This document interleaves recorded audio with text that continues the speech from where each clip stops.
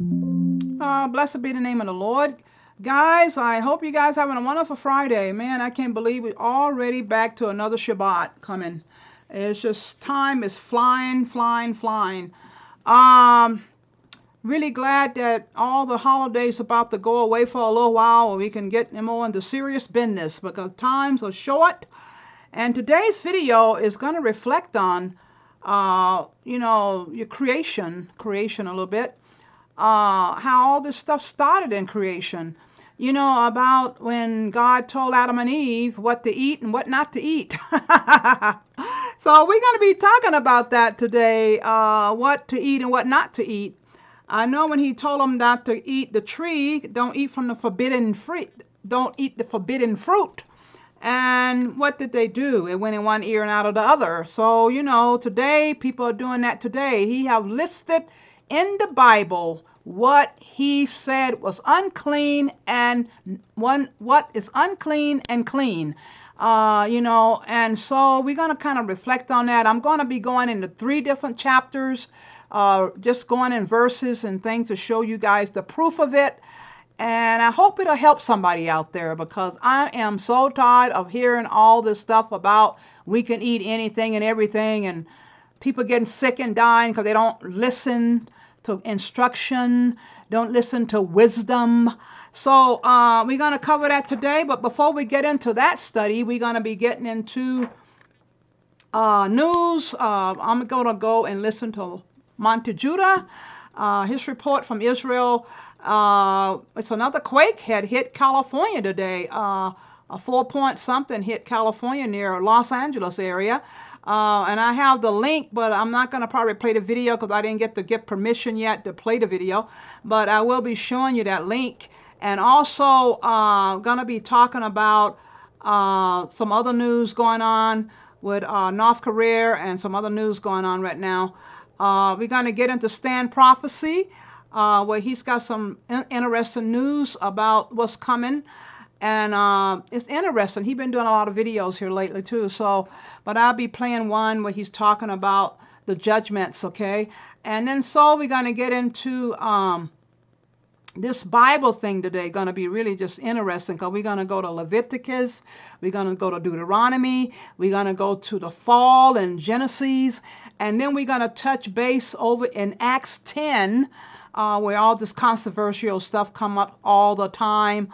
About Peter, rise, kill, and eat. And it has nothing to do with food, okay? Nothing to do with food. We're going to go on over here now and get into a song coming from MY. I love MY's song here, immediately following the information on the screen, disclaimer and all this stuff. So I hope you guys hold back, sit tight. And here is another video full of information for you today. So let me go ahead and get on into my book. I hope you guys get a chance to really read my testimonies and miracles in my life from the time I was 16 up to the time I was 60 something, okay? And I have miracles happening all the time in my life, all the time, almost every week or every day, having miracles happen. Whether it's our body or whether it's something else, God is a miracle working God. If we would just only trust and believe in him, and he will show and do mighty, mighty things in our life. So buy my ebook, title from He Did What, from Amazon, Apple, Google, Kobo.com, Lulu.com, Barnes & Noble. Link is on the screen. ISBN number, it should be listed for $2.99. Download all our ebooks from fmcmi.org. Also, click subscribe, the like bell, subscribe to our YouTube channel. Click the like button, click the notification bell. Fair use notice is in front of you, and also Title 17 and disclaimer and FBI notice. So let me go ahead over here now and get into this wonderful song. We're going to be really having a lot of material on here today a little bit, but just stuff to inform you of what's going on because a lot of things are happening. I just get annoyed every time I look at the National Geographic channel where they talk about the drugs, all the drugs that people are into.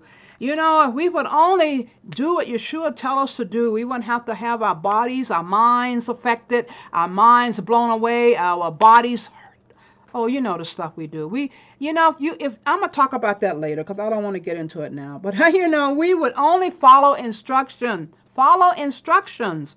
We wouldn't have to have so many troubles in our life. Okay, let's go ahead now and get into this song from MY. Love this song so much. Really bouncy, wonderful song. So as we enter into Sabbath coming up in a few hours, so let's go here now and get into Baruch Shah. I love this song here by MY. So let me go ahead and mute it out. Okay.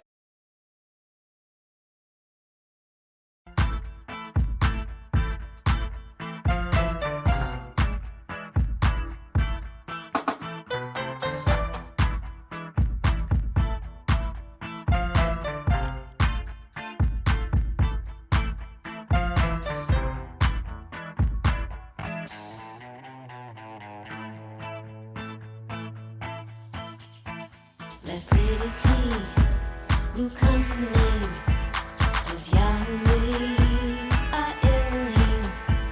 Before he can return, we must say, Baruch haba b'shem Yahweh.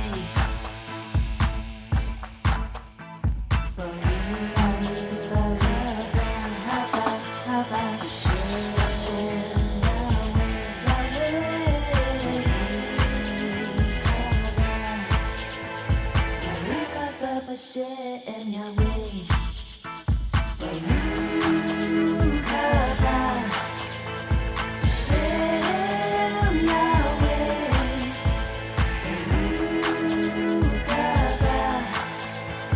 Baruch haba Hashem Yahweh.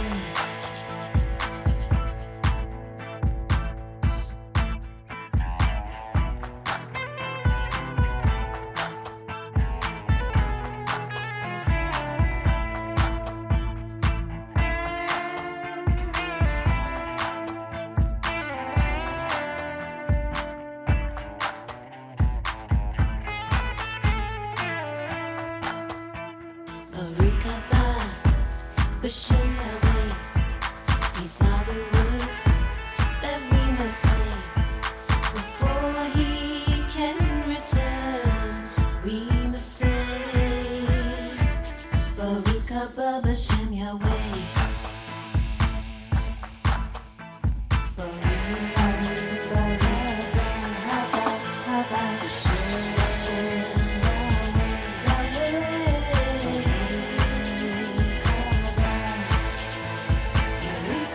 Hashem Yahweh, Baruch haba Hashem Yahweh,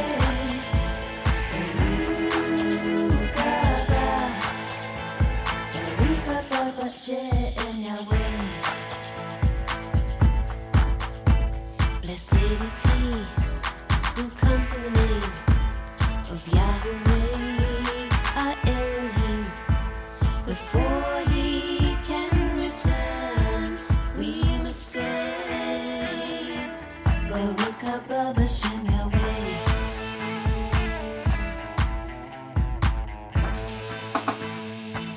Baruch haba b'shem Yahweh.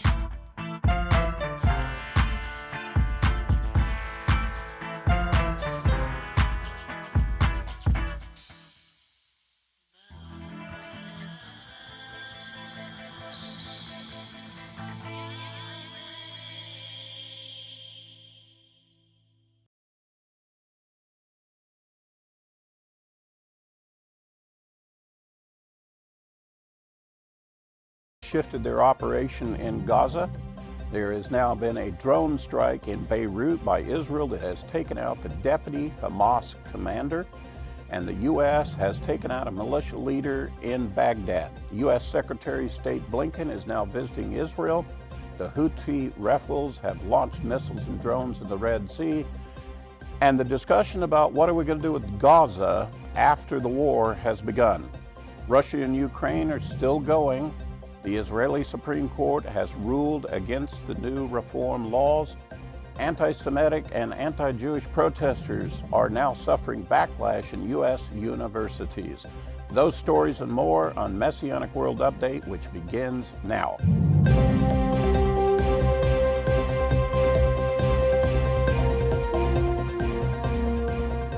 Shalom, everyone. I'm Monte Judah with Lion and Lamb Ministries. Welcome to another edition of Messianic World Update. Today's date is Friday, January 5th of the year 2024. This is our first broadcast of Messianic World Update in the new year.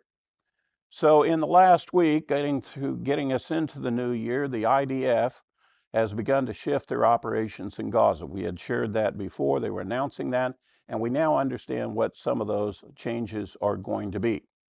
That means that the IDF is now going to be fighting not a war of elimination, but a war of attrition. That means they're going to attrit the enemy. They're going to constantly go at them, but it's not going to be massive firepower all at once, all the time. I think the reason why they've shifted operationally in this is because they need to let many of the reservist soldiers return home. The winter weather has come in. That means rain, that means muddy conditions, that means a lot of them have to return to their jobs because the economy of Israel is based on those people being able to work at their jobs. And the economy of Israel has slowed almost to a crawl as a result of the war. Furthermore, the war of elimination that we're doing is still, the goals are still the same. They're still going after Hamas leaders, and they're taking away their strongholds. They're taking away their launch sites. And just recently, the top 6 Hamas leaders that have been identified essentially have death sentences on them. And wherever they're at in the world, they're in trouble.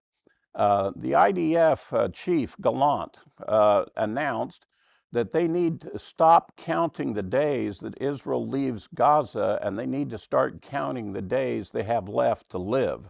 That was his message to the Hamas leaders. Hostage negotiations are still ongoing. There's been attempts to save some of the hostages, some with tragic results, some with success. In fact, there's a U.S. soldier's family, his uncle and others, that were trapped in Gaza when the whole Gaza war started. They could not escape out of Gaza. And this last New Year's Eve, the efforts of the U.S., Egypt, and Israel, they were able to secure their safe passage out of Gaza. And so, but they're not saying much about it because there was apparently a lot of clandestine and secret things that were done, and they don't want to see those people harmed that helped them. Israel just hit one of the major Hamas leaders in Beirut. And this is the leader of Hamas that was actually involved extensively in the terrorist activity in the West Bank.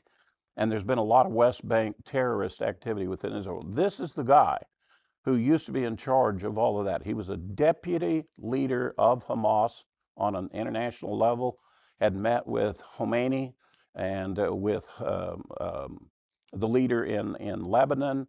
He was a major guy. And apparently what Israel did was they tracked him and had been tracking him. And in fact, Hezbollah warned him that Israel was tracking his every move. Well, he thought he would be safe going into a Hezbollah area in Beirut, Lebanon. Israel sent in drones and aircraft, and it's a rather interesting strike they did. They actually hit him with 2 missiles. They had to go through 2 roofs to get to the room where he was at. And the first missile took out the first roof, the second one took out the second roof, and that's how they got him. They also blew up his car. And in the course of killing him, they also took out 6 other Hamas lieutenants that were with him, and they seriously crippled the Hamas leadership, especially of Hamas people that are in the West Bank. As you can imagine, the Hezbollah chief, Nasrallah, he made very threatening comments about the fact that the Israelis had attacked Lebanon, and Israel decided to beef up the northern border and continue a series of major strikes. Well, actually, what happened was this. Israel came up and gave the appearance they were ready to invade Lebanon and take on Hezbollah. Hezbollah is not in a position to fight a defensive war. All of their armaments and all of their troops have been trained to go across the border and attack Israel, not defend Lebanon. And so it became very apparent that Hezbollah was seriously being threatened by Israel at this point, although Israel was saying we're simply beefing up the border in case they want to do something. Secretary of State Blinken and the United States have gotten very involved in this discussion, and they're trying to put together an agreement that will redefine the border with Hezbollah and Israel. And Netanyahu said we need a new border definition. And so, interestingly enough, Hezbollah has already pulled all of their military forces back 1 to 2 kilometers away from the border with Israel. They are no longer in a position to fire those anti-tank missiles across or other kinds of armaments and pot shots going across the border. It's pretty clear at this point that Hezbollah does not want Israel to come across the border. That doesn't necessarily mean that Hezbollah doesn't want to attack Israel, but clearly they felt threatened by Israel, and the U.S. is going in. And Blinken is there right now trying to come up with a new definition for the Hezbollah-Lebanon border with Israel. Again, the Hezbollah forces are in an offensive posture as opposed to a defensive posture. If Israel comes across the border, Hezbollah will suffer greatly.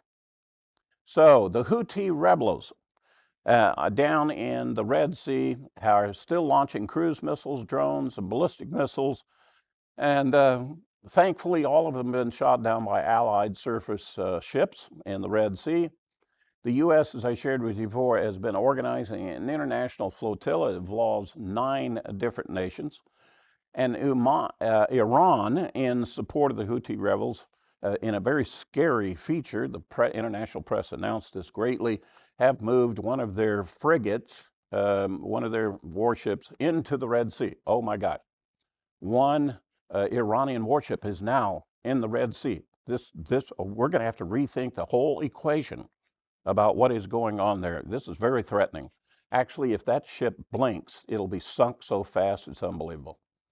The U.S., it's clear that the posture is trying to avoid any kind of escalation. And this is part of the reason why they won't retaliate against the Houthis. They're being very careful about attacking the elements that are attacking U.S. forces. In fact, they did not attack the forces that were in Iraq that had been shooting weapons at the U.S. forces. They actually took out a leader, like Israel's strategy, take the leadership out. And they took out that guy in Baghdad, who was the guy that was overseeing all of the attacks on U.S. forces in Iraq and Syria. The discussion has now begun, and we knew it would be coming, called what we call the after Gaza discussions. After Gaza discussions are, what are we going to do with Gaza, and how in the world are we going to manage the situation with the Palestinians after we take Hamas out? Well, the far right-wing members of Netanyahu's coalition, Smotrich and Ben-Gvir, they first weighed in on this, and they said, well, let's just immigrate these Palestinians to other nations. Let's send them off to the other Arab nations. And as you can imagine, because of the fact they're far right-wing members speaking about something to do on international relationships, and the rest of the Middle East absolutely wants nothing to do with the Palestinians coming into any of their nations, that was flatly condemned. Even the U.S. came in and condemned these right-wing coalition members of the government making any kind of suggestion that the Palestinians would be displaced from Gaza. Of course, the whole lie that's being offered is that Israel is an occupying force, that Palestine used to originally be there and Israel came in, took it over from, that's an absolute lie. And so the idea of moving Palestinians out of Gaza is just a non-starter.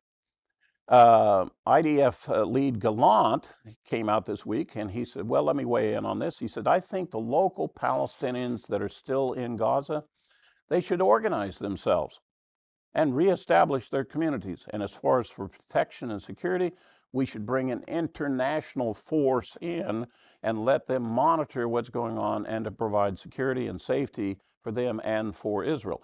It's kind of the same solution we're supposed to have in Lebanon, where we have a UN force that's supposed to come in and be a buffer and maintain control, but the UN force, of course, up in Lebanon has never been able to complete that mission whatsoever. Hezbollah's done whatever they want.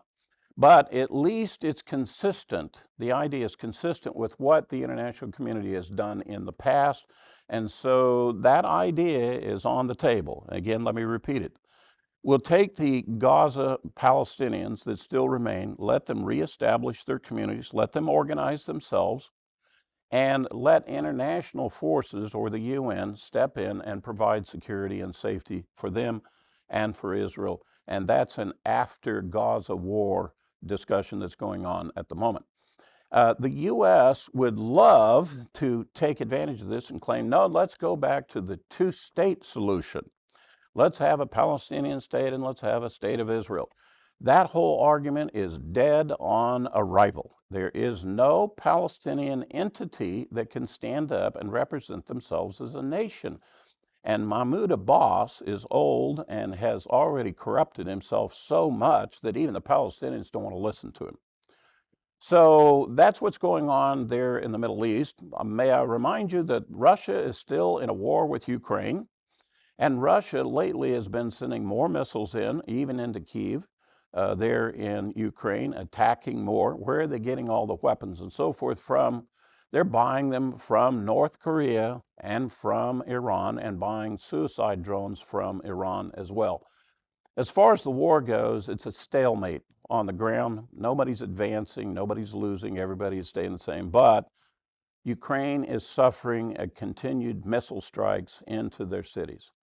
The U.S. aid for Ukraine, as you know, is hung up in Congress, as well as the U.S. aid for Israel, because the Republicans have finally grown a spine, apparently, and said, before we authorize aid to those areas, we want the U.S. to do something about the southern border.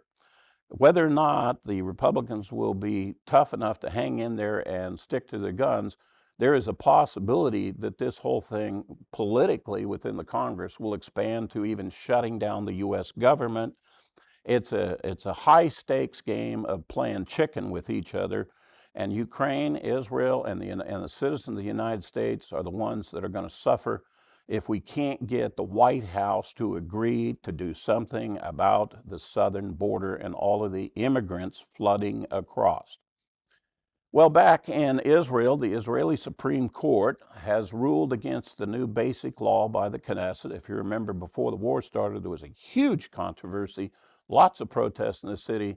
And the government, the right-wing government of Netanyahu's coalition, tried to make some adjustments to the Supreme Court, how judges are selected, basic law structure, and they wanted to override what the Supreme Court has been doing for the last 20 years, which is called the reasonableness law.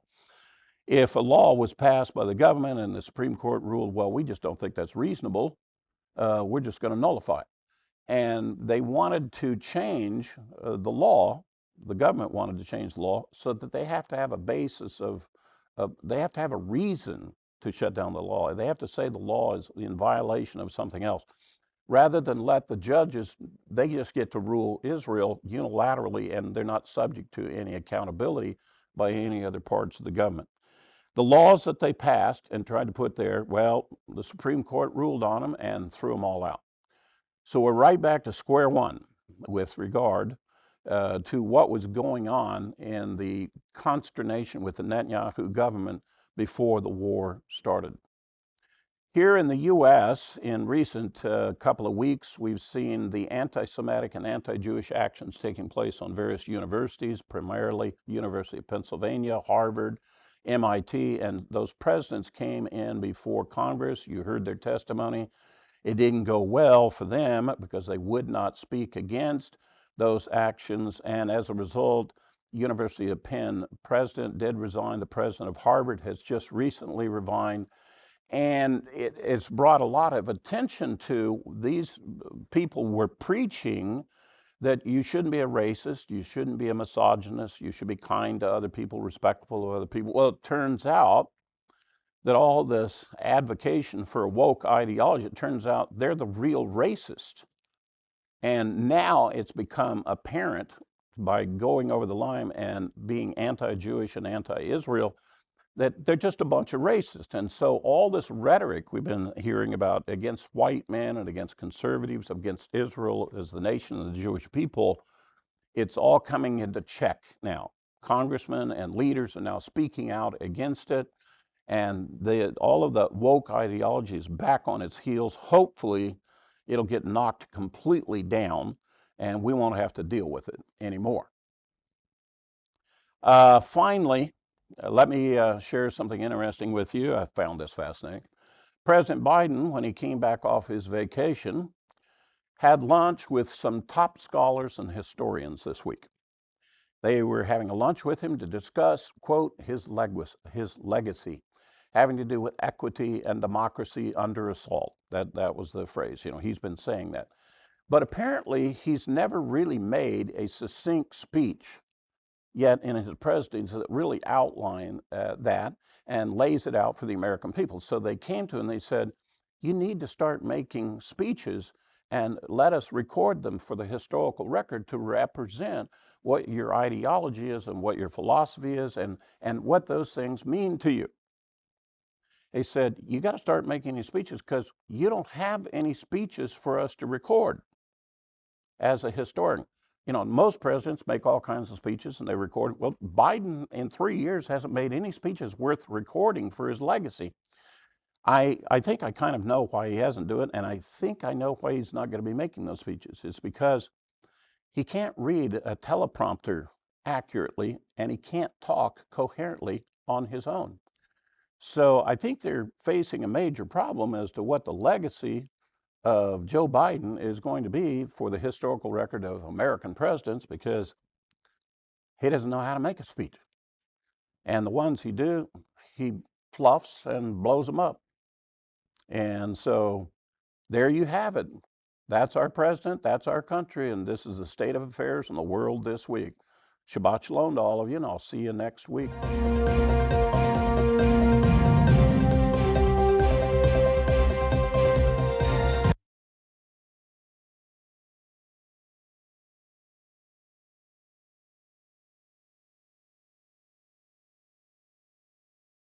Is Louis, and God bless every single one of you. Today is January 5th, 2024, and welcome to the GrandSupremeNews channel. Alright guys, so we have some urgent information coming out. If you can, please share the video. And it says here, North K leader Kim called for expanded production of missile launchers in preparation for a military showdown with South K and the sleeping giant.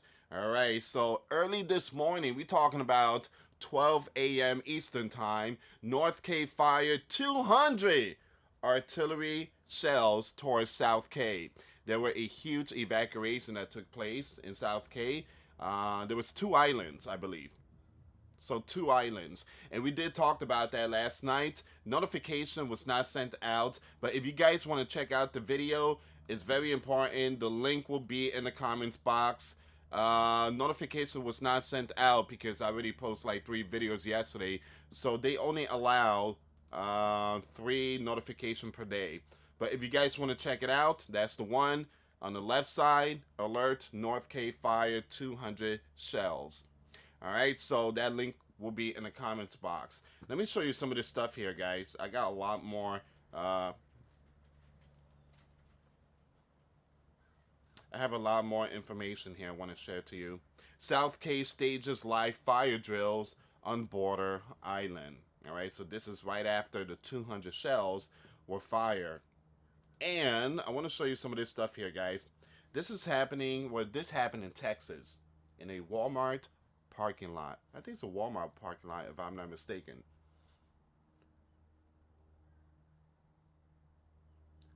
I don't think it's a Walmart parking lot, but just looking at this video is very disturbing, guys. So it says here, a surreal scene unfolded in Cypress, Texas, when a flock of hundreds of birds took over a parking lot. All right, so this is like again, plaza with Marshalls. You have all these different stores, but this is not the first time Santiago at 3432 US Highway 19. Number 2,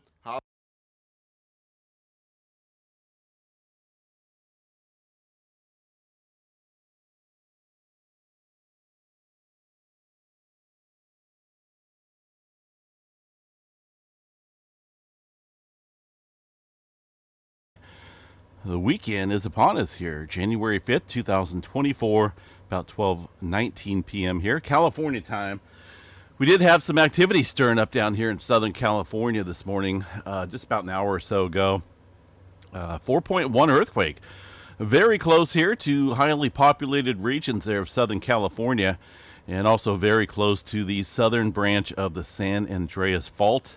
Closer inspection shows that this is, at least the location is where the San Jacinto Fault and the San Andreas Fault, or the San Andreas plate boundary here, meet, which is a plate boundary here of the Pacific and the North American plate. A little concerning because, well, I think we're a little overdue in terms of, the earthquake potential out here. We'll check that out here in just a second. Look at some of the details here of this 4.2 coming in from the USGS.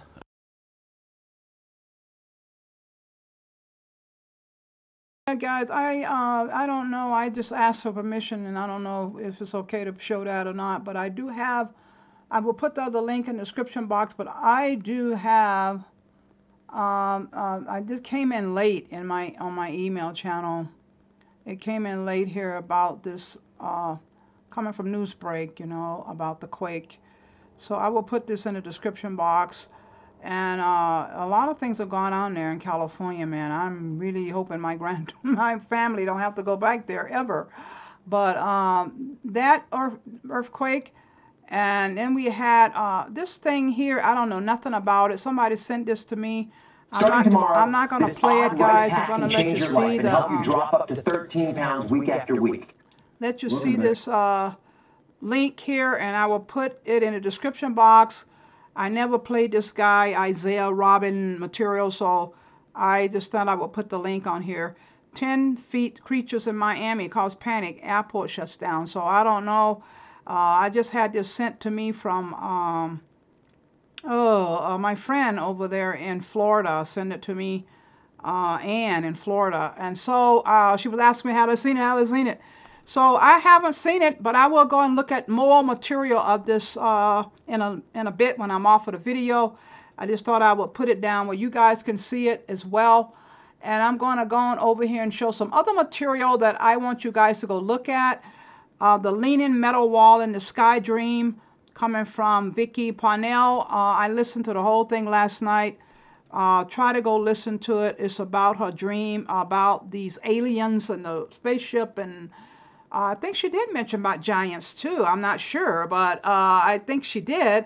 But I do want you guys to listen to her and also listen to Yehudim Will Fall, A Prophecy of Yah's Judgment by Revelation 2:9, coming from the Master's Voice, Celestial. I was up late last night watching this video. Very interesting video about the Jewish people. And so I hope you guys get a chance to go listen to them. And I'm going to go on over here now and get into King Charles, because a lot of things are going on with King Charles. And I'm going to be playing 2 short videos of it here, coming from Mollytron, and then another short video that was on YouTube channel. I will be playing Diana's prediction about William, okay? So I just been still watching the royal families. I told you many, many times and many, many years ago that I was watching the watching the royal families. And because of Revelation 13, I was very interested in that. So I'm not going to fight over it, but I know we have to see in time. A lot of things are coming as we're going to be entering into the Passover here in another 2 months maybe. So I've been watching things, watching. So I'm going to go ahead and play this other video here, coming from, I think, Lewis again. Not Lewis, it was somebody. Oh, no, I don't see it here now. I'm going to go ahead and play it here about the large sunspot from BPEarthWatch. And then I will get into the royal family information here, 2 short videos. And then I'm going to go on over here and get into my other brother there, Prophecy, Stan Prophecy. And then we're going to probably listen to Latter Rain 333 a little bit. And then we're going to get into missions and the Bible. So that's all the materials I'm going to have today to show you. But I will put a lot of links in the description box. So let me go ahead and do that right now. I'll mute out. 24, guys. You're looking at images this morning of our sun. And this is called the HMI colorized magnetogram, and what you're seeing in the different colors, the red is one polarity, the blue is another polarity, and you can arc between those. And this is the large sunspot area that came around this corner a few days ago and gave us the X5 flare. We just had a new one. It's not quite an X flare, but it is more earth facing, and that's why I'm coming here. The video the other day, I mentioned that it very well could become more geo-effective as it moves this way, or earth-effective, and that's what we're dealing with. Now, one thing about this area, they're saying this is a very unusual sunspot, because normally you have side-by-side plus and minuses, or in other words, the blue area, like in this sunspot, and the red area that's trying to emerge will be left and right, not on top of each other. And so what they're saying about this one, with the plus and minus, again, going vertical instead of horizontal, it is building up more energy for X flares. Notice how close they are together. It doesn't take very much to arc across that distance, especially with a sunspot this big. You've got a red area here. This area could become more active. And right here, look at the top. We're starting to get the blue and the red. That's where you get your arcing. Let's look at the whole sun a moment. And you can see you've got a couple of smaller areas here. This one's about to go around the right edge of the sun. Right here is a very large area of disturbance, and we're going to have to pay attention to it. Again, you can see the opposite polarities here, here forming, and here. And let's take a look at what has happened here this morning. Now, I've got this paused at 1:54 UT this morning on the 4th, and this flare erupted from that region to where we're seeing the vertical stacking of the blue and red magnetic areas. Let's play this forward. And this is an area, remember, as it was coming around this end, that's when we got that X flare. So it's still very active. That's the point of the video, and it is becoming more earth-facing.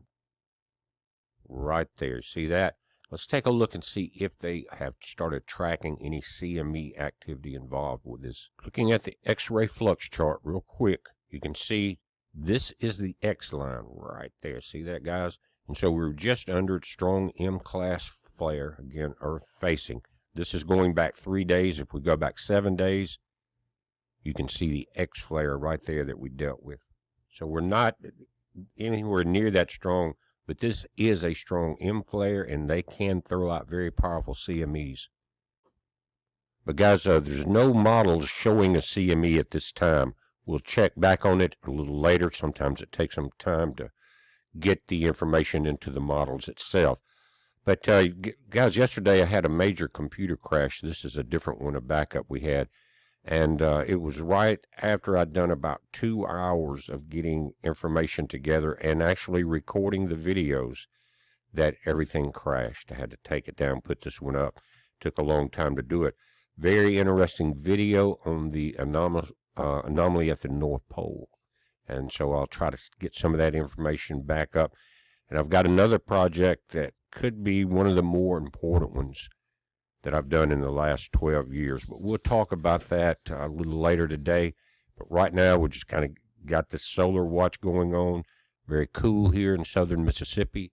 And sun's coming out, so it's going to be a good day. Can't complain about that. We're watching this, guys. You watch it. It's a heads up. Be safe.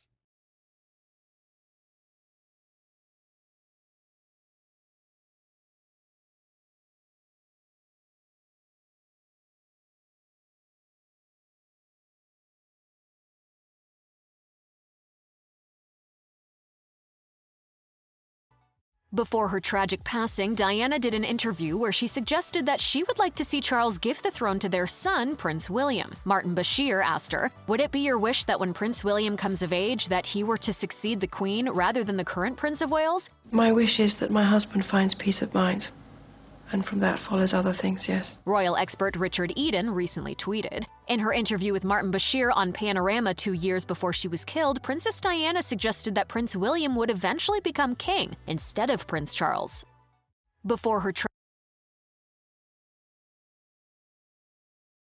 One, this got by me here and it came across my table today. King Charles calls emergency meeting with William Kate amid abdication rumors. King Charles reportedly decides to leave the throne for Prince William. King Charles has, just like I've been saying this whole last year, King Charles has reportedly decided to abdicate to his eldest son, Prince P. Willie, following in Queen Margaret of Denmark's footsteps, who's set to step down as monarch on January the 14th. Wonder why January the 14th. The 75-year-old monarch has summoned a meeting with Prince and Princess of Wales to discuss the future of the monarchy. An insider has claimed the king, who's a caretaker of the throne for his eldest son, will ask William and Kate to prepare for their future roles, they added. However, the source added, Prince William wants his father to continue until his eldest son, Prince George's second to line of throne, comes to a certain age. It comes after Danish Queen Margaret, 83, revealed that her son, Crown Prince Frederick, will succeed her and become the new king of Denmark. So there is an abdication, people stepping down. There is a huge, huge rift going on right now. That there is, for me, he is the Antichrist. He is being raised up right now. He's done his job.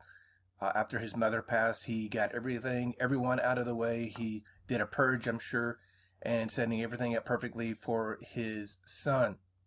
So what do you guys think about that? That is really blowing me away. Here is another article here, CNN. This thing will move for me. Sorry about that. This was December 29th. Have King Charles and Prince William secured the monarchy? There is that one. Here is over here have King Charles and Prince William secure the monarchy? How King Charles and Prince William plan to protect the monarchy? The monarch. How has the monarchy changed under King Charles' leadership? What is the role of the monarchy? Okay, so there is that. But this is the biggest one right here. And this was a couple days ago. This one got by me. I don't know how, but it got by me. King Charles calls emergency meeting, and the king reportedly decides to leave the throne for Prince William, and he tells the prince and princess to get ready for what comes next. So the King Charles, the king who's caretaker of the throne for eldest, will ask to prepare for their future roles, they added. So what do you guys think about that? Are we about to see the revealing? Are we about to see a new king? Just like we saw there with the Petros Romanos there in Rome. There were two popes at the same time. Looks like it's going to be the same kind of deal where one pope stepped down, got out of the way, stepped aside for the last pope that we see right now, Pope Francis, and we're seeing the exact same thing right now in abdication, like we're seeing in Denmark. So what do you guys think about that? That really blows me away. So anyway, guys, please share this video, get out.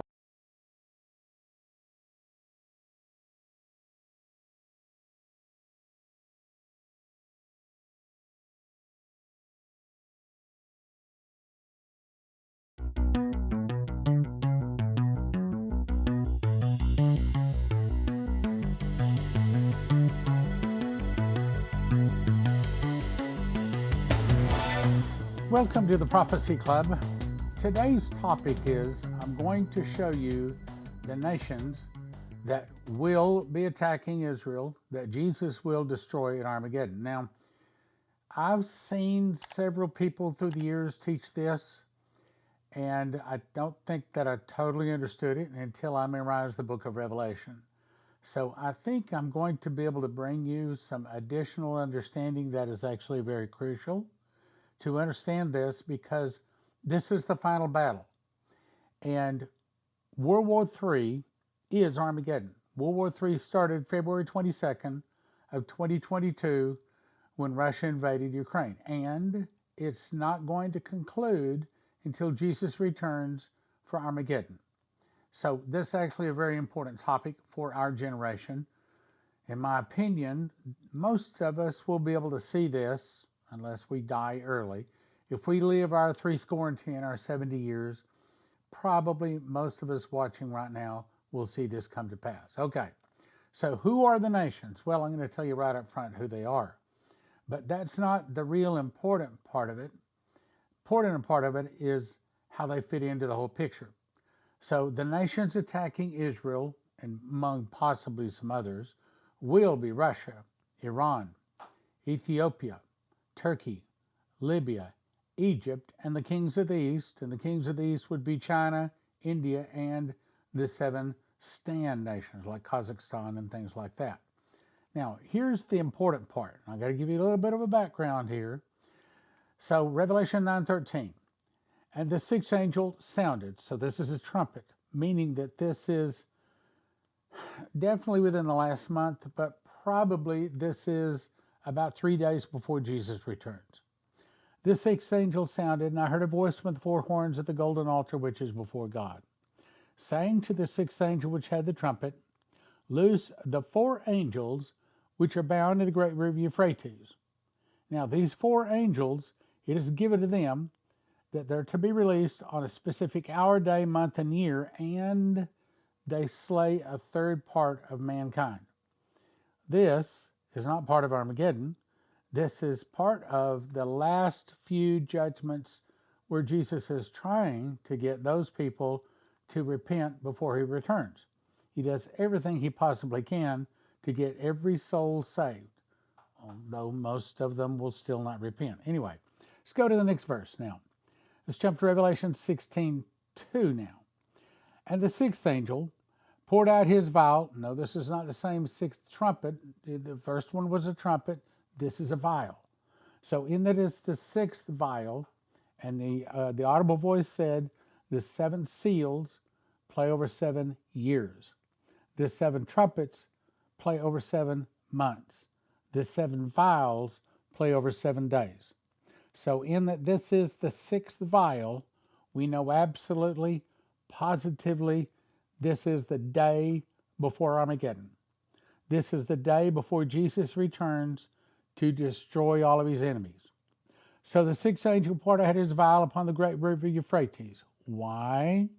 To allow these nations, Russia, Iran, Ethiopia, Turkey, Libya, Egypt, kings of the East, China, India, and the 7 Kazakhstan, or the stand nations, to come down to attack them. So he poured out his vial upon the great river Euphrates, and the water thereof was dried up, that the way of the kings of the East might be prepared. Now, if you will do a search, and I'm not going to bring it up, just search Euphrates River drying up. It's not totally dry, but it is, I think most people would say it is already dry enough to allow these nations to come over to attack Israel now, meaning we don't have long. Time's running out. And I saw 3 unclean spirits like frogs come out of the mouth of the dragon, out of the mouth of the beast, and out of the mouth of the false prophet. Who are these? It's about to tell us. These are the spirits of devils working miracles that go forth into the kings of the earth, into the whole world. What? To gather them to the battle of that great day of God Almighty. So this is the day before Armageddon. These angels, or these devils really, demons, are released, and they go out using miracles. So you can't always trust miracles. Matter of fact, I did a research on them. Miracles that are of Satan point to Antichrist. Miracles, all other miracles of God, always point to Jesus. That's how you know the difference between a miracle from the devil or a miracle from Jesus. So anyway, he gathers them to the battle of the great day of God Almighty, which is Armageddon. Behold, that cometh a thief. Blessed is he that watcheth and keepeth his garments. Who's that talking about? That's talking about the Christians that were not ready, that didn't get to go to the marriage supper of the Lamb about 4 months ago at this point. Lest he walk naked and they see his shame. And he gathered them together into a place called in the Hebrew tongue Armageddon. Now, Armageddon, I've been there. I've been on Mount Megiddo. It takes all of about 2 or 3 minutes to the walk to the top of it. There's some stores at the bottom of it. It's not high, but the reason it's important is like this. Our Jewish guide explained it to us this way. He said, as you look at the hand, Mount Megiddo is here. And he said the 5 pathways through Israel must pass by Armageddon, or Mount Megiddo, which is Har Megiddo, or the mountain or the hill of Megiddo. They all have to pass through here. So this is the if you want to control the people passing through Israel, and of course you got the Jordan River on one side and you got the Mediterranean on the other side. You have to control Megiddo. He that controls this little hill of Megiddo controls those people going north and south through Israel. That's the reason Armageddon is so important. Again, I'm probably bringing you information you've never heard before because, I've been studying this stuff for, 40 or 50 years, long time. All right, anyway. This map is actually very important, and I've done a lot of research on a lot of different maps, but this is the best one. This shows where these nations are actually residing. Now, I'm going to show them to you, then we're going to read them from Scripture, then I'll come back and show them to you again. What I'm about to show you in the Scriptures is Magog here, and then Gomer, Meshech, Gog, and Magog, Ararat, Togarmah, another Gomer down here, Ashkenaz. I think those are the important ones. All right, now let me show you some of those in Scripture in just a second. This is another map. These are the nations that are going to be attacking Israel. And you may be saying, oh, wait a minute, isn't that all of them? No, actually, that's not all of them. Turkey is going to be a really, really big one. But then all of the 7 stand nations over here, China, India, Pakistan, Afghanistan, all of those, Iran, Egypt, Ethiopia on down here. These are all of the nations except, I'm going to show you the Scriptures, I believe that Saudi Arabia and Oman and Yemen, or the United Arab Emirates, these down in here, they will not be part of it. And part of the reason they won't be part of it is because I believe that those nations are about to be defeated. When Israel and America go against most of the rest of Islam, remember the prophecy, that's when Israel apparently pulls out their secret weapon that apparently the world does not know about based upon the newspaper headline that was given to John Paul Jackson that said, what other secret weapons does Israel have? So apparently Israel has a secret weapon that is going to just defeat all of the Israeli or the Islamic nations around them. Now, it's not yet. Okay, so off subject I would go if I went to explain this. Let me go on. Now let's go to the Scriptures. This is Ezekiel 38. And the word of the Lord came unto me, saying, Son of man, set thy face against Gog. Now, a lot of people thought that was Gorbachev. No, it wasn't. It is the leader of Russia. And I'm not totally convinced that it's going to be Putin, but at this point, he would be the person sitting in that position. Set thy face against Gog, the land of Magog, or the chief prince of Meshech and Tubal. Now, Meshech is 2 word changes. It's an ancient word. Today's word is Moscow. Tubal is 3 word changes from the ancient word Tobolsk. Tobolsk, as I recall, is the largest city in Russia, and Moscow is number 2. And if there's one thing all of the prophecy students agree on out there is Ezekiel 38 and 39 is talking about the Russians coming down to attack Israel at Armageddon. And not too many things we agree on, but that pretty much all of the prophecy teachers agree on. So this is Moscow and Tobolsk. And prophesy against him and say, Thus saith the Lord God, Behold, I'm against thee, O Gog, the chief prince of Meshech and Tubal, and I will turn thee back, and I'll put hooks into thy jaws. Now, I believe that the hook is massive amounts of oil in Israel. I'm not revealing that today, but Leslie was shown a dream October the 28th of 2001, and she was shown where the river of oil flows underneath Israel. And what I will tell you at this point is it's in the shape of a fish hook. That's the way it flows, in the shape of a fish hook. And we believe that that's the hook in the jaw. In other words, what I think is going to happen is that when massive amounts of oil is discovered in Israel, it is going to begin to dry the wells of all the Islamic nations around it. Syria, Russia, Iraq, Iran, Saudi Arabia, Kuwait, United Arab Emirates, all of those. Hayseed Stevens did some research into the DNA. Oil has a DNA. And he discovered that all of the oil in the Middle East all has the same DNA.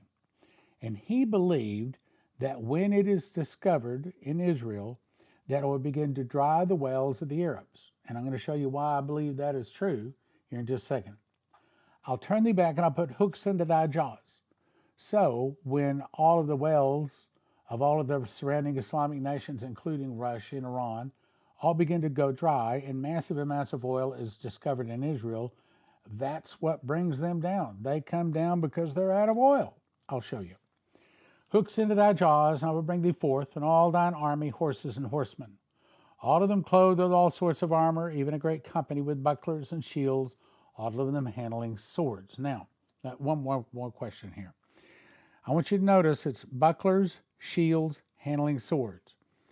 Now, a person may be saying, well, you wouldn't fight a modern war with horses and horsemen on bucklers and shields and swords. You might if you ran out of oil. You see what I'm saying? That might be their only means of transportation because they're literally, one of the reasons Japan lost the war, this is having nothing to do with the atomic weapon but dropped, is they ran out of oil. They literally did not have oil to get their planes in the air to move in. They were totally out of oil. And this happened shortly before the bomb was dropped, okay? Now, I'm about to show you other scriptures that says that he will come out of the north parts. So here is Jerusalem, and if you go directly north, you run into Moscow. I'm going to show you 2 times in the scriptures where it says he comes out of the north parts. Now, I explained this in the last couple of broadcasts, so I'm not going to explain it a whole lot, except to say, the audible voice said, the 7 seals play over 7 years, and then they conclude here on the Feast of Trumpets. The 7 trumpets play over last 7 months. The 7 vials play over the last 7 days. I believe Armageddon takes place here on the Feast of Trumpets. So in terms of this chart, that's what we're talking about. Now here's another chart. Again, we're talking about this day here. All of these events are leading up to this event here. Here's the other chart. As I explained the other day, Jesus returns in a lamb body, not King of Kings and Lord of Lords. Revelation 14:4, I looked and lo, a lamb stood upon the Mount Sinai. So he comes in a lamb body, walks around for 50 days. Then we go to the marriage supper of the Lamb. He is then crowned King of Kings and Lord of Lords. 4 months later, we return with him on white horses for Armageddon. Today, we're talking about Armageddon here. That's the point of our topic. Ezekiel 38, verse 5. These are the nations. Persia, that's Iran today. Ethiopia, we know. Libya, we know. All of them with shield and helmet. Gomer, that's Turkey. And all his bands, the house of Togarmah, I showed you that on a map, that's Turkey. The north quarters and all his bands and many people with thee. Be thou prepared and prepare for thyself, thou and all thy company that are assembled with thee. In other words, it's the Russians and all of their buddies.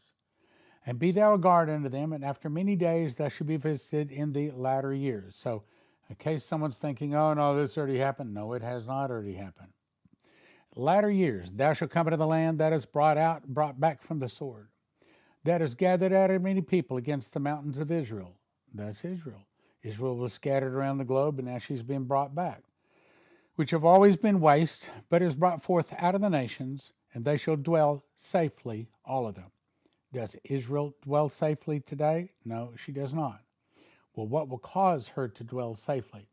That's because what the prophecy says is the oil will be discovered in Israel. The oil does two things. It gives Israel the finances to build their military, and it makes the Jews willing to fight for the land. Then Israel and America will go against most of the rest of Islam, and there will be a great slaughter. Israel will defeat Islam big and bad and gets back all of the land from the Euphrates all the way over to the Nile. I'll show you that on a map in a second too. That's the reason they can dwell safely, all of them.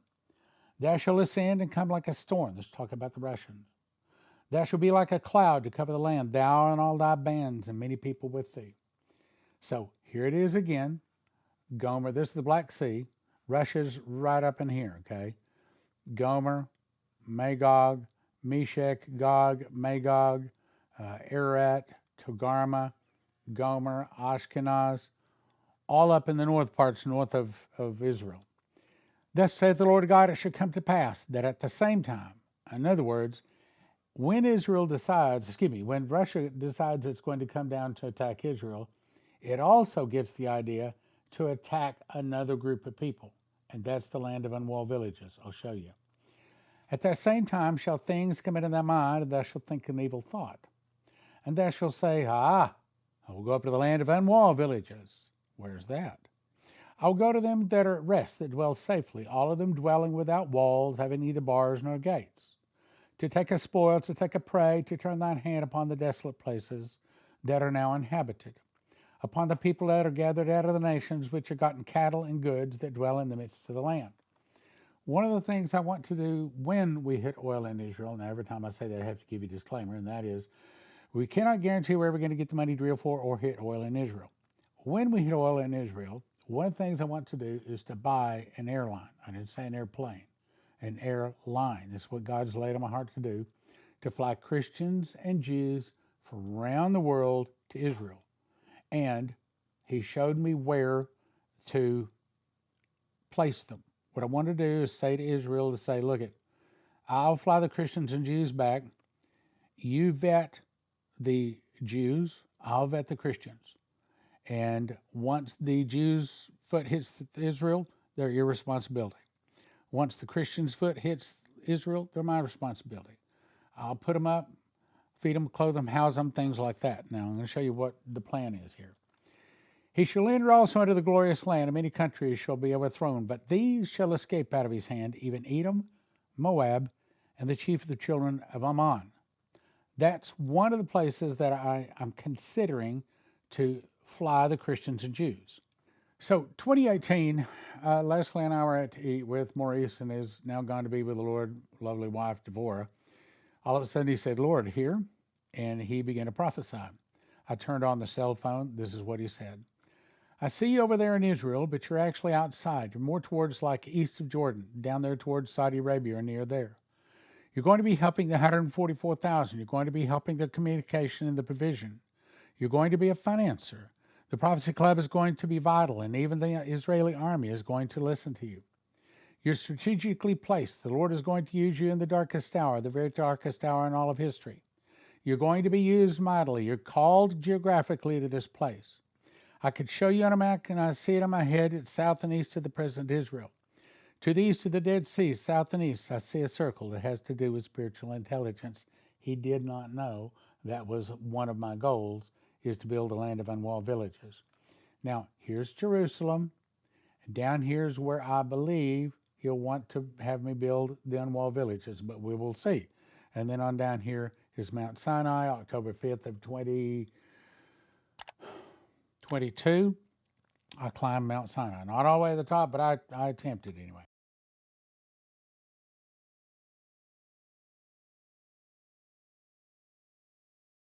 Hey guys, very interesting. I will leave this in the description box. You can finish it up. It was 31 minute video, I think. You can see I did almost all of it, but anyway. Go and try to listen to it, and I'm going over here now to get into a little bit of Latter Rain 333. I can't probably play a lot of it, just some of it, see what she's talking about. And then we'll get into missions and the Bible, which I really got to get into today because it's just really important subject matter to talk about. So let me go on over here to Latter Rain 333 and get into missions and the Bible. So let me go ahead and mute out again.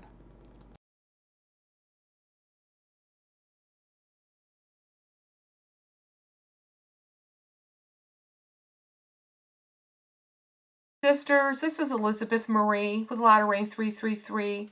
Thank you for coming back to this channel to listen to the things that the Lord has been showing me through words, dreams, messages, and warnings.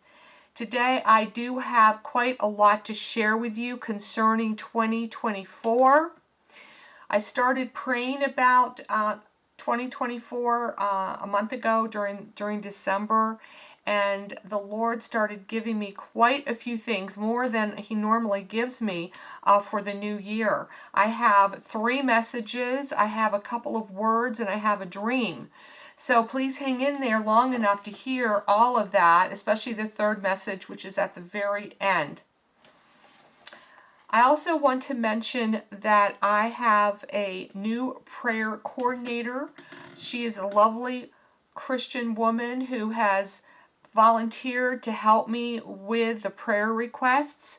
I do have a prayer team of over 50 people, and she is going to be taking all your prayer requests and sending it to the prayer teams. So if you have a prayer request, then please go ahead and write it out exactly how you want it to look for the prayers, so we can pray exactly what your need is, and then you can send it to her. I will have the Call your doorbell camera company and cancel the subscription. This brand new subscription her email, and that will be in the description box down below under prayer requests. So please send your prayer requests to her, and like I said, I will then get it out to the prayer team. Now, if you have just any questions or any thoughts or comments, you can write them directly to me, and that will be under the contact page. So you'll see contact down below in the description box. It'll say contact. That goes directly to me. So feel free, if you have any questions or thoughts or comments or anything else that you'd like to add, I would love to hear from you. All right, let's get started. First, I want to start with the words that I received. Now, please take these to the Lord for your own confirmation and for further understanding, especially the messages, because you might need to read them 2 or 3 times. I will have the blog link, the transcript down below in the blog. So sometimes the Lord will give dual meanings of the things that He gives me. Sometimes it's just not one thing, it's dual meanings. That's why I say pray for your own understanding, for further understanding.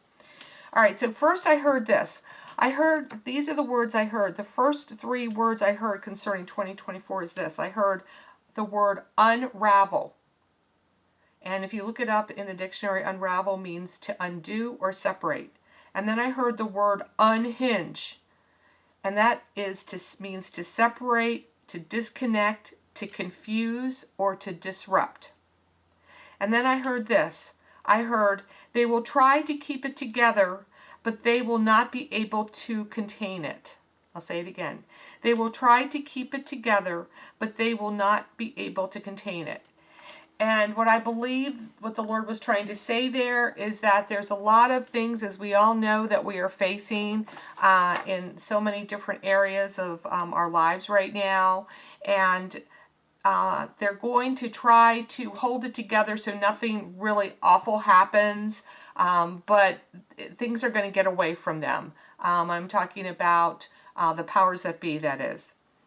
All right, so now I want to read just the highlights from one of the first messages that I received concerning 2024. And I'm just going to read them one after the others. 1, 2, 3, 4, 5, 6. 6 little ones. Here it is.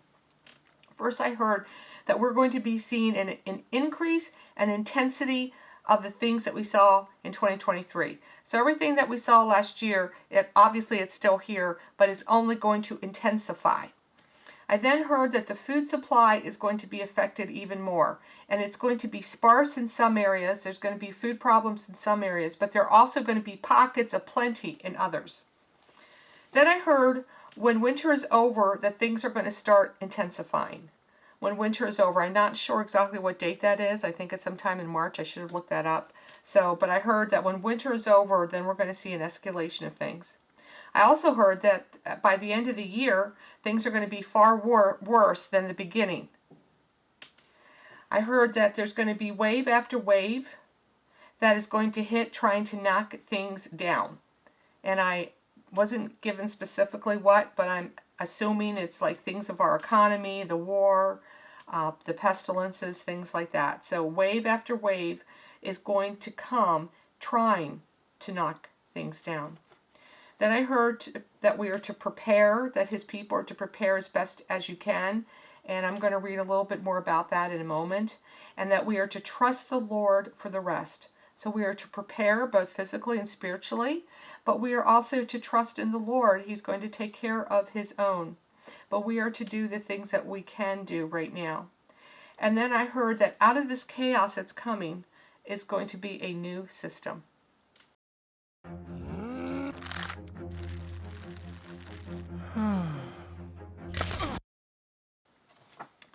All right, next I want to read to you a dream that I got.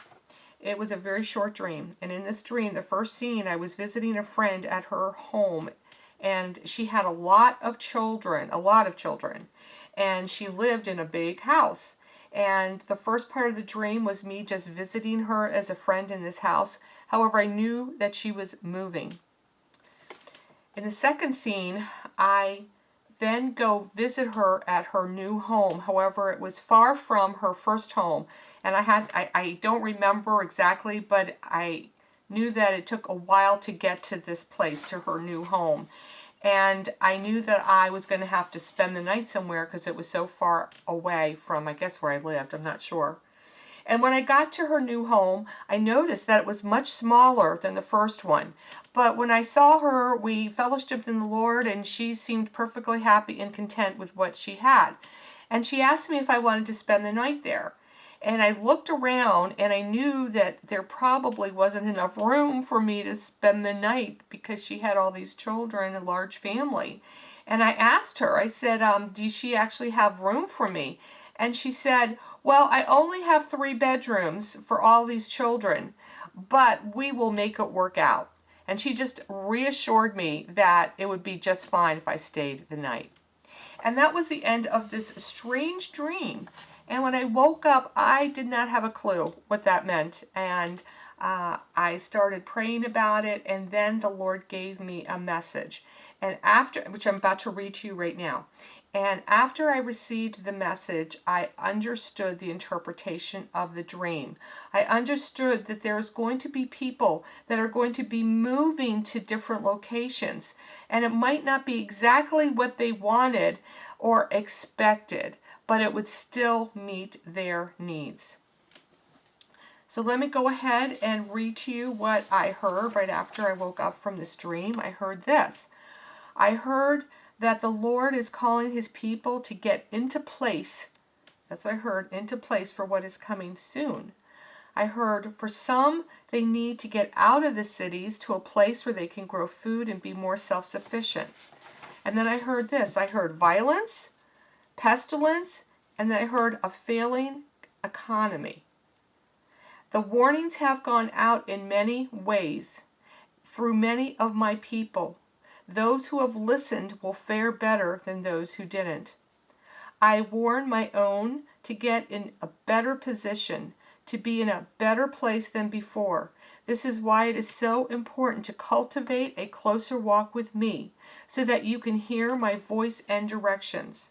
Then you will not go your own way, but my way. It is my will, my perfect will, which you need to be seeking now with all of your heart. Being at the right place at the right time is very important in this upcoming year. There is only a little time left to do this, and then it will become too difficult. Remember that my plans for you don't always look like what you think. Just like the Israelites that had to go into the desert to escape the slavery and captivity from the Egyptians, so shall it be again for many. The wilderness was not the ideal place for them but it was the necessary place. Find my perfect will. Take refuge in me, and let me hide you under the shelter of my wings. I will be your strong tower. My people are scattered. This is the work of the enemy, who has brought division in their midst. Unity is now needed within my body, a coming together with the same mind and thought for the purpose of my kingdom. Where two or more are gathered, I am there, and I will hear their prayers as they walk in my name and in obedience and faith. This is the call for the new year. Prepare. Prepare your hearts, your lives, your family, and your families for what is coming. Excuse me. Do not be lazy or indifferent. Do not be cowardly or afraid. Find strength in me and ask for heavenly wisdom. And that was the end of the message that the Lord gave me after that dream. Now I want to read very quickly a couple really powerful scriptures that go with that. Proverbs 18:10, the name of the Lord is a strong tower. The righteous run to it and are kept safe. In Isaiah 32 it says this, then justice will dwell in the wilderness, and righteousness remain in the fruitful field. The work of righteousness will be peace, and the effect of righteousness, quietness, and assurance forever. My people will dwell in peaceful habitation, in secure dwellings, and in quiet, restful places. Though hail comes down on the forest, and the city is brought low in humiliation. And the last one I'm going to read before I read to you my third message is this. This is from Isaiah 43. Behold, I will do a new thing. Now it shall spring forth. Shall you not know it? I will even make a road in the wilderness and rivers in the desert. Attention all timeshare owners. This ebook is for you. 13 steps. All right, now I'm going to read to you a message that I got on New Year's Eve. And I believe it's concerning 2024 as well. Here's the message. Amidst all the darkness that is now becoming so pervasive, there will be a move of my spirit. My spirit will be poured out, and many will receive the living waters to renew, refresh, and revive. I'm going to say that again. My spirit will be poured out, and many will receive the living waters to renew, refresh, and revive. Many will return to the fount and will find salvation. Though judgments will be poured out, my grace and truth will also prevail. My spirit will be poured out on all flesh as the last end-time harvest comes. It will counteract the work of Satan and will draw many back to me. Your foe, Satan, does not have the last say. I do. He is a mere puppet in my hands, being used for my purposes ultimately. He is sent to expose the hearts of men, which will then separate the goats from the sheep. He is allowed to test the world of their intentions and their hearts, much like when Job was tested. And with every test, I will provide a way of escape for those who seek it. The harvest will become plentiful in some areas, and my laborers need to be ready at all times to be able to give an account of me. Many of the hard-hearted will become changed and will enter into the second birth. Be ready to help and assist. Many will be looking for answers as their world falls apart. However, those who have planted their feet secure on the rock will not be moved and will not falter. When the storm rages, their foundation will be left intact and standing. They will not be overcome because they are rooted in me. Great darkness will not extinguish the light, for my light will shine brightly through my precious ones who walk according to my word. Let your light shine before men as a testimony to my love, my grace, and my truth to all mankind. And that was the end of the third message. I'm going to end with the scriptures. Luke 10:2 says, Then he said to them, The harvest truly is great, but the laborers are few. Therefore pray to the Lord of the harvest to send out the laborers into his harvest. The next one is 1 Corinthians 10:13. No temptation has overtaken you, such is common to man. But God is faithful, who will not allow you to be tempted beyond what you are able, but with the temptation will also make the way of escape, that you may be able to bear it.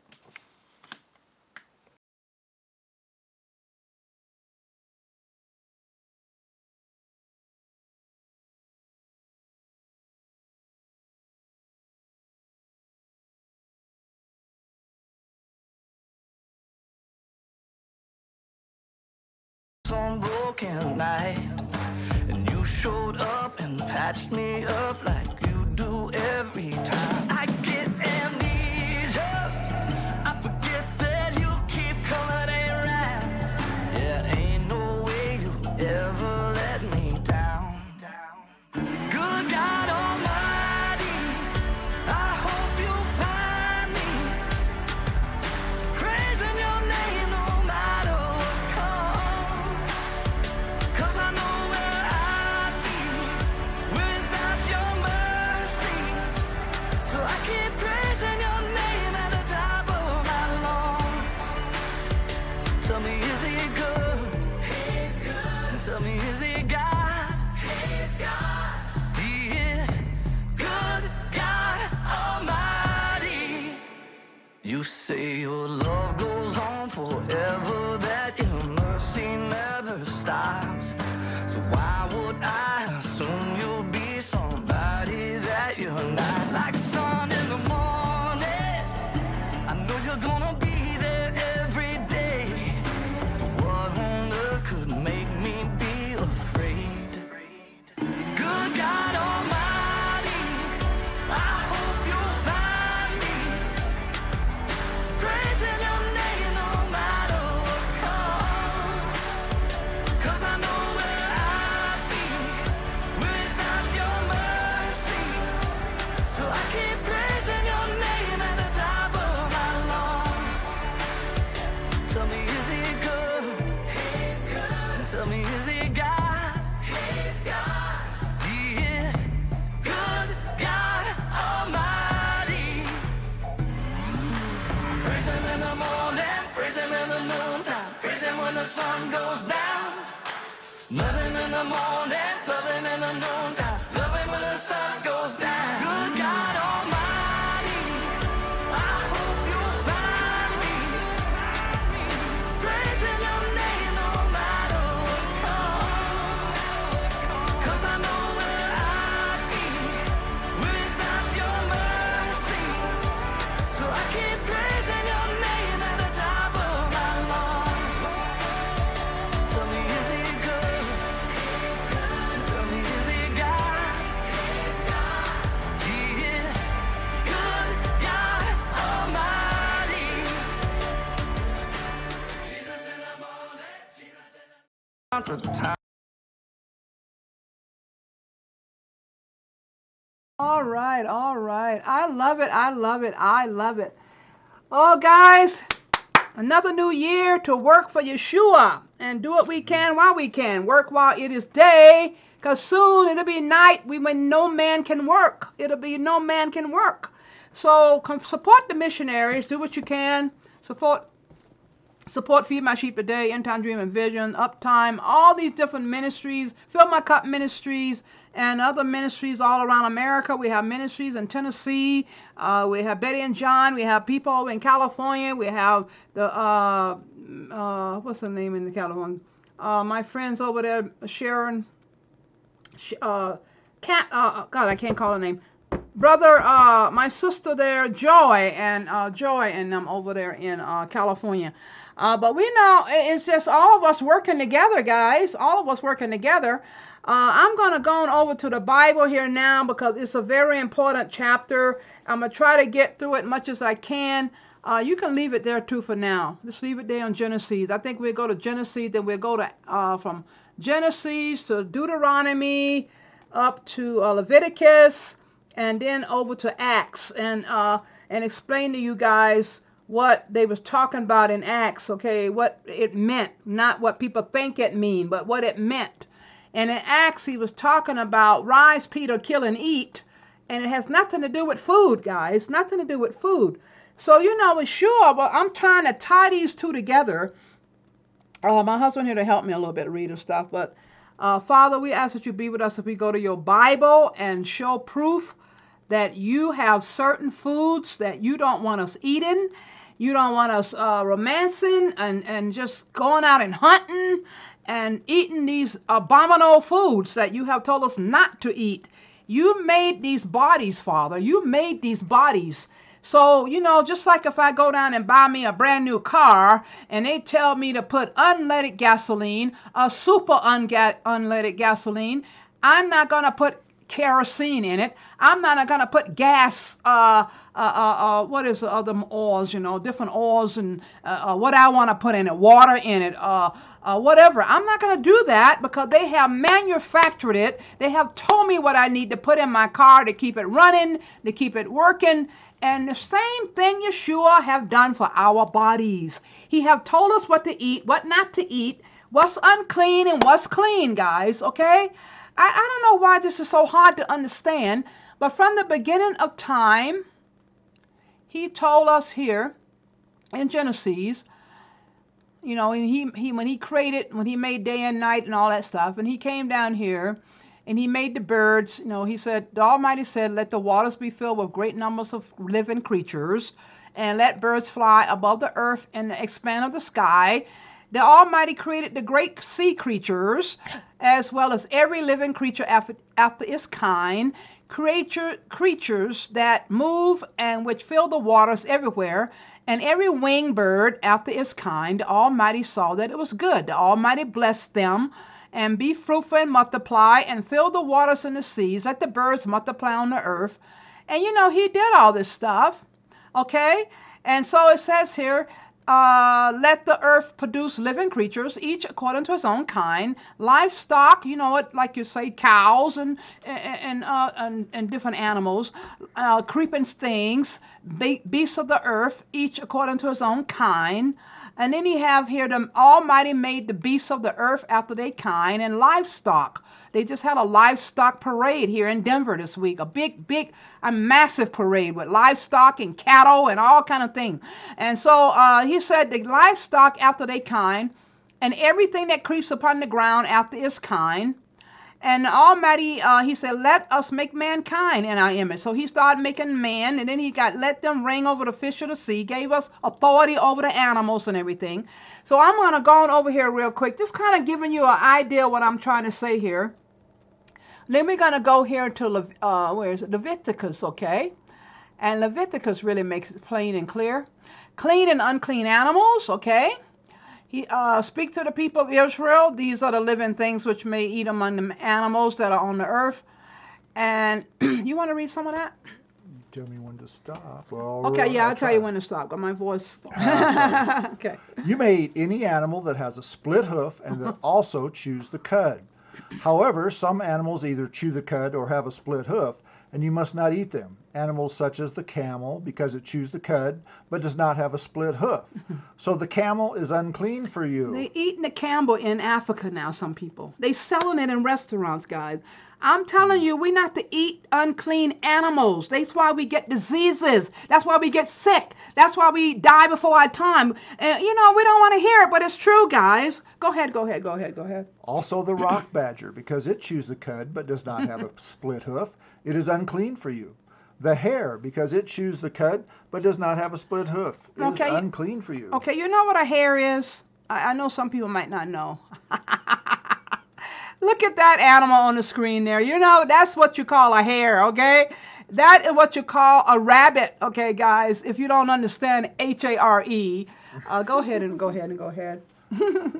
Where was it? Oh, the pig, although it has a split hoof, does not chew the cud, is unclean for you. Oh, a lot of people love their barbecue ribs and the pig and the chitlins, and they just eat the whole thing. And it's very unclean for you guys, very unclean for you. Then I heard another lady tell me one time, well, we go out to the farm where they raise them in the farm and they don't eat all them nasty things. Let me tell you something. The pig was created that way, guys. It's a garbage disposal. If You know, if you go and look at the food chain, if you go back to high school and learn about the food chain, and a pig can come along and eat a rattlesnake, can eat whatever. It goes into its system. And so you know what I'm saying? It ain't going to be no way to make it clean when it's unclean. God made it unclean. They eat scavengers and they eat all kind of things. They got these wild, boars out here now in Colorado running around, and people talking about cooking them and cleaning them and eating them. You know, we need to stop. We need to stop. That's why we don't want to please Yeshua. When I go over to the other chapter, he's going to tell you how it is an abomination to him. Abomination for you to eat unclean food. Okay, so let's go ahead down to the fins there. What? Living in the water, yeah. Oh, the animals living in the water that you may eat are all those that have fins and scales, whether in the ocean or in the rivers. But all living creatures that do not have fins and scales in the ocean or rivers, including all that move in the water and all the living creatures that are in the water, they must be detested by you. Okay, let me show you what I mean, guys. Let me show you what I mean. Okay. What's that? What is that? People buy them. They pay thousands of dollars. They're so expensive at restaurants. Lobsters, my God. Crabs, shrimp, okay? And then they got all these other animals here underwater, alligators. Now people eating alligators, you know, just doing whatever they want to do. Eat what they want to do. Eat what they want. Do what they want. We don't know. God made these bodies. He should know what's good and what's not good, okay, for us. And so we're going to go on down here and let me see what it says here. I might go swip over to another scripture. Okay. You can go ahead and read down. Since they must be detested, you must not eat of their meat. Also their carrion must be detested. Mm-hmm. Whatever has no fins or scales in the water must be detested by you. Plain and simple. Go ahead. The birds you must detest, and that you must not eat are these: the eagle, the vulture, the buzzard, the kite, any kind of falcon, every kind of raven, the horned owl and the screech owl, the seagull, and any kind of hawk. In other words, the scavenger birds. Right. You must also detest the little owl and the great owl, the cormorant, the white owl and the barn owl, the osprey, the stork, any kind of heron, the hoopoe, and also the bat. All winged insects that walk on four legs. You're getting me creeped out here, woman. All winged insects that walk on four legs are detestable to you. Yet you may eat any of the flying insects that also walk on four legs if they have jointed legs for hopping on the ground. Right. You may also eat any kind of locust, katydid, cricket, or grasshopper. But all the flying insects that have 4 feet must be detested by you. Remember, Jared, who was it? Ate grasshoppers, locusts, and honey, and John the Baptist. John the Baptist. Yeah, okay, because I get them mixed up. John the Baptist. Yeah, Mercer. So Yeshua making it very clear here, guys. The cud divided. You know how it. Go ahead and read. Just read some more.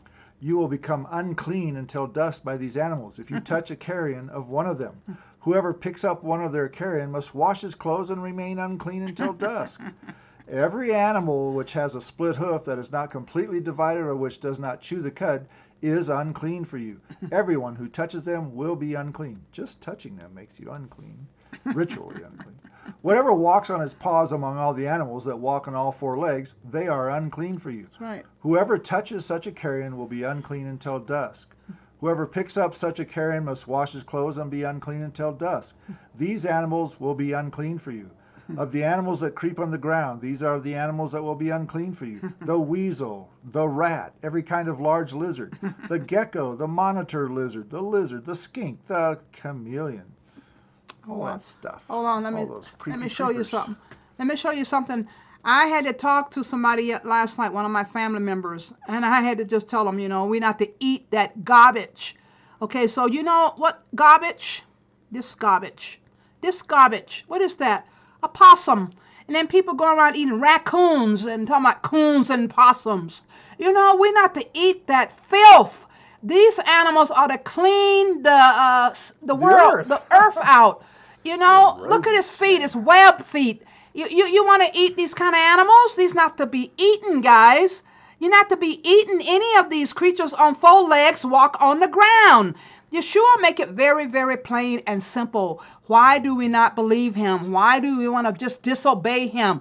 And we get cancer. We get all these diseases. You know, I had a cousin died at 12 years old because her mom and all of them go out hunting and eating possums and eating coons and eating all these filthy animals. The pig, for number one, been in the family for years. People just keep eating it, eating these things, and they want to know why they are blowing up so big. I'm not saying I'm a small lady here myself at this age, but I am healthy. And I'm just telling you to just be eating all this garbage all the time, putting it in your body. It is not good. So go ahead and read this last one. I'm going over here to Deuteronomy. Word down here. Yeah. All food which is clean. Yeah, go ahead. All food which is clean and permitted to be eaten, but on which water from an unclean pot has fallen, will then be unclean. Yeah. Anything that may be drunk from every such a pot will become unclean. Yeah. So he's just going into all that. So, you know, we need to understand. Okay, Deuteronomy, what is it, 14, okay. I just want to make one point here. You see, Deuteronomy 14:3, you must not eat any abominable thing. Yeshua called these things abominable.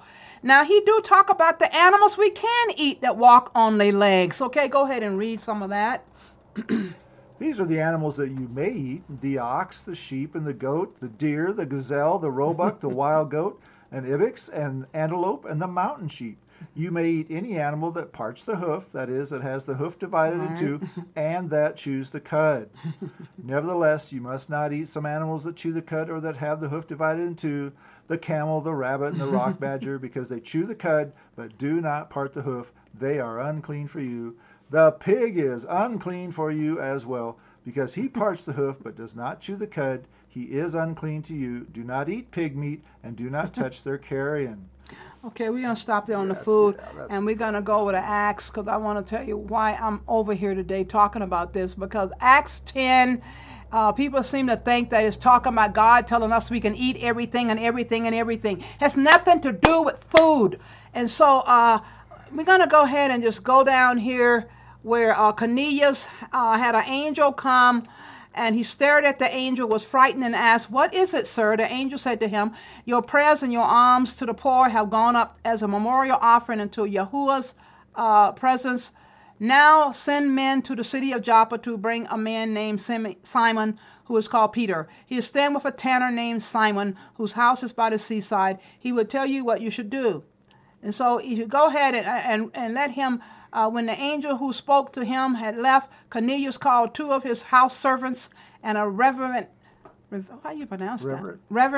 soldier from among the soldiers who were also serving him. Cornelius told them that all had happened and sent them to Joppa, whatever. But just go ahead and read this here, and I just want you to read this here. We're going to get to this vision, and we're going to tell you guys it has nothing to do with food. Okay. Now on the next day at about 12 p.m., as they were on their journey and were approaching the city, Peter went up on the housetop to pray.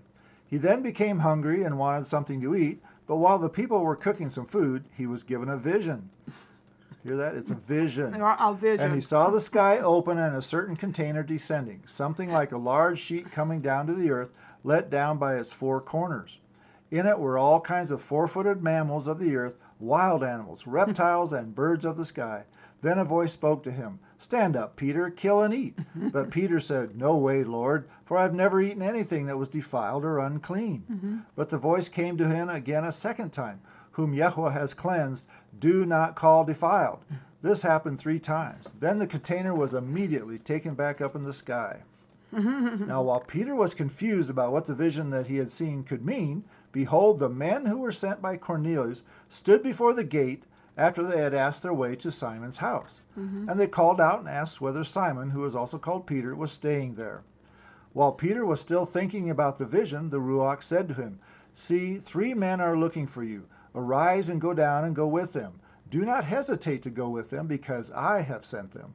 So Peter went down to the men sent from Cornelius and said, "I am he whom you are seeking. What is the reason why you have come?" They said, "A centurion named Cornelius, a righteous man and one who worships Yahweh and is well spoken of by all the Jewish nation, was told by a set-apart angel of Yahweh to send for you to come to his house, so he could listen to a message from you. So Peter invited them to come in and stay with him. On the next day he rose up and went with them, and Messianic allegiance from Joppa accompanied him. On the following day they came to Caesarea Maritima. Cornelius was waiting for them. He had called together his relatives and his close friends. It sounded like he had a packed house. It came about that when Peter entered, Cornelius met him and bowed down at his feet to worship him. But Peter helped him up, saying, "Stand up, I too am a human." While Peter was talking with him, he went in and found many people gathered together. He said to them, "You yourselves know that it is not lawful for a Jewish man to associate with or to visit a foreigner. But Yahweh has shown me that I should not call any human defiled or unclean." Humans, not food, not eating anything. Not saying you can eat pig, goat, whatever you want to eat all over any living creature. It ain't saying that at all. I don't know why Sunday people teach lies like that, but that's what a lot of people is believing, that God told us in Acts 10 we can eat anything we want to eat. That's not true, guys. This is the interpretation of his vision right here. there. The Right. Ruach of the Almighty showed him what it meant. So I just wanted you guys to know that's what it means. He's talking about not being racist, not being prejudiced, not hating other people. It's nothing to do with food. So I just had to come there and explain that to you today. I'm going to run on over here and get into the other part here because time is going really fast. We're going to go on over here and get into Maranatha, and I don't even think I pulled it up yet. But really, Maranatha have an important message too. We're going to go on over to June 20th. Let me go. June 20th? Yeah, June 20th. And it's talking about God's law made void in America. And you know, they're going to be changing a lot of laws and doing a lot of things that they're doing already. So are you going to follow man? Are you going to follow Yeshua? That's the whole point here today. Are we going to follow Yeshua who made us? Are we going to follow man? Okay? And that goes for everything in your life. So let me go ahead and do this here. He wants us to eat right, do right, live right, you know. He's a holy God. He don't just do things any kind of way. He wouldn't give you slop to eat, okay? If he already told you it was slop, why are you eating it? Okay, so let's go here now and get into this.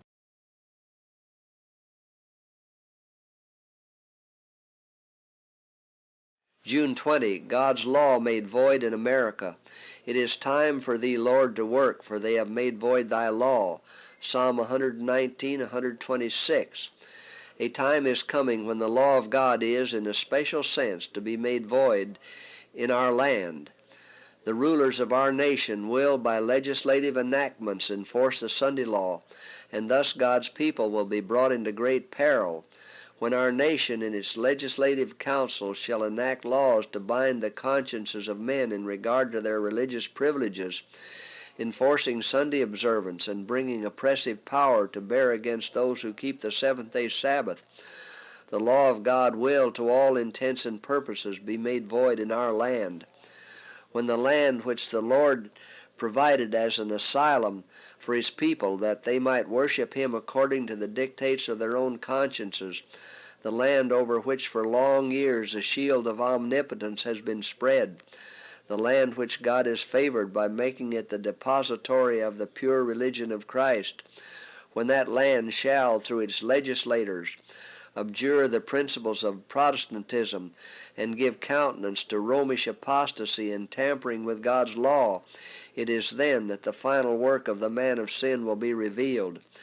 Protestants will throw their whole influence and strength on the side of the papacy. By a national act enforcing the false Sabbath, they will give life and vigor to the corrupt faith of Rome, reviving her tyranny and oppression of conscience.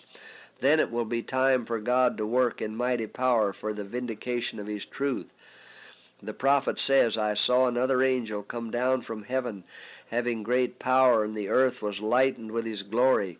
And he cried mightily with a strong voice, saying, Babylon the great is fallen, is fallen. And I heard another voice from heaven saying, Come out of her, my people, that ye be not partakers of her sins, and that ye receive not of her plagues. For her sins have reached unto heaven, and God hath remembered her iniquities. When do her sins reach unto heaven? When the law of God is finally made void by legislation. Then the extremity of God's people is his opportunity to show who is the governor of heaven and earth. As the satanic power is stirring up the elements from beneath, God will send light and power to his people that the message of truth may be proclaimed to all the world. The kind of God we have. Ain't nobody, people think, well, oh, I hear people tell me, oh, that's your Sabbath. Oh, and I'm Sunday, but no. God got rules and regulations for all his children, all of us. Ain't nobody got ain't no two separate people gonna do two separate laws. He got it for every mankind, okay? Everybody, every human. We need to be following him today, guys, right now. I'm telling you, time is running out.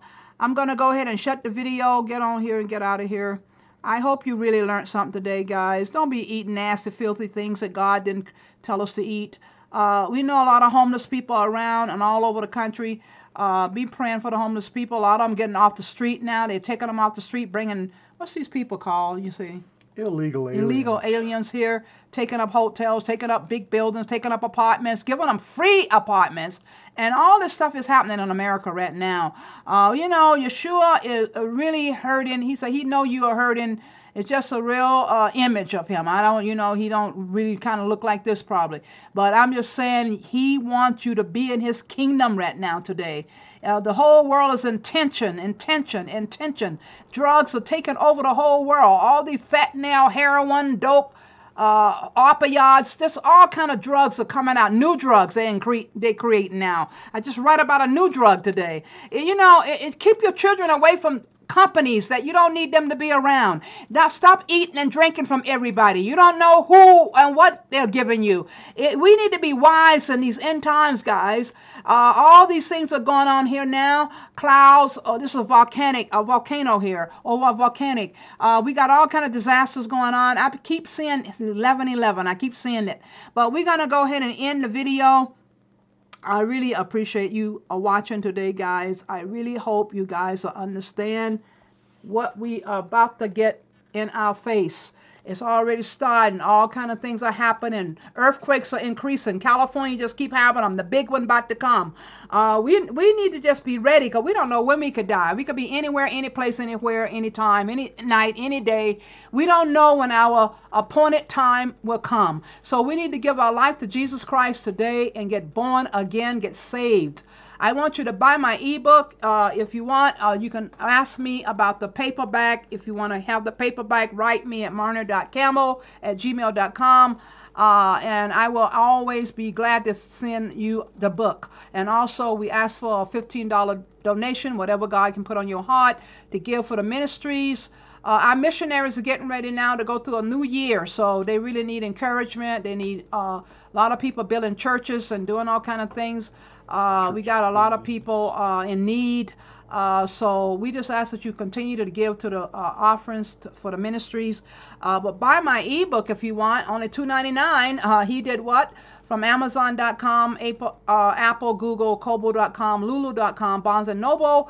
The link is on the screen, the ISBN number on the screen. And also, you can see Gene's download his free eBible from Lulu.com, Kobo.com, Smashwords.com, Scribd, FMCMI.org. Read the Son of Man Bible PDF for free. Download the Son of Man Bible Computer Bible modules for free. Download free at Bible Support and WordModulars.com. Also, King James Version Bible, download it as well at these locations as well. One modular is the SOTV KJV, and one has the Apocrypha SOTV KJV-A. And also, thank you guys for all your offerings to help the homeless, the orphans, the widows in this ministry, and those in mission fields. May Yahuwah richly bless each and every one of you guys for your support in 2023. Also, FMCMI Alternative Channels, Rumble.com, BitChute.com, Facebook.com, FMCMI.org. Donate by Cash App. Also, other donation options, FMCMI.org, Marner.campbell@gmail.com, and PayPal. Mail in your donations to Fill My Cup Ministries, Post Office Box 414, Canon City, Colorado, 81215. Also, shipping address, Fill My Cup Ministries, 1501 Main Street, number 414, Canon City, Colorado, 81212. And click subscribe, the like bell, subscribe to our YouTube channel, click the like button, click the notification bell. Our digital business cards on the screen, hashtags, and we are really, really thankful for 2024 because you are alive, alive. It's good to be alive in 2024 because so many people didn't make it to 2024. So thanking the Lord, praising His name every day, every night, because He is your wonderful Savior who loves you, who died and made the great sacrifice for us to have eternal life. So I'm going to go ahead and end the video. I really appreciate each and every one of you. I forgot to put up my thing, Shabbat Shalom, but you guys have a wonderful Shabbat. And we'll be back with another video as soon as we can. I'm going to go ahead and let my husband close out with a short prayer. And we really hope you guys got something out of this today. Share the videos. Somebody was saying, a lot of people need to see more. A lot of people need to see more of your videos. I'm hoping we can find some way to market more in 2024. But I tell you guys, we try to keep all the money in the ministry so we don't pay for extra things too much. But we are looking for some way to get the more of our material out there to the public.